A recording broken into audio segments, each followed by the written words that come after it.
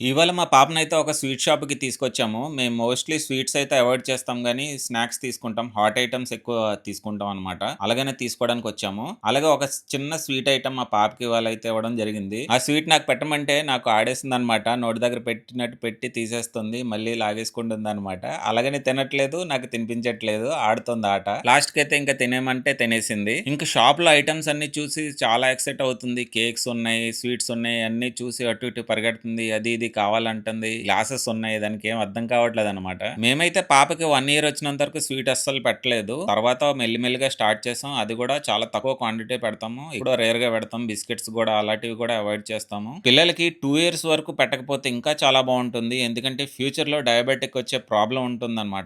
అది చిన్నప్పటి నుంచి డెవలప్ అవ్వడం స్టార్ట్ అవుతుంది. స్వీట్స్‌లో మీకిష్టమైన స్వీట్ ఏంటో కామెంట్ అయితే చేయండి. అలాగే హాట్ ఐటెమ్‌లో కూడా ఏది ఇష్టమో కామెంట్ చేయండి. ఇందాకల తీసుకున్న స్వీట్ ఇదే అనమాట.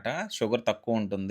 అలాగే మేము తీసుకున్న స్నాక్స్ కూడా ఇవన్నమాట. వీడియో నచ్చితే లైక్, షేర్ అండ్ సబ్స్క్రైబ్.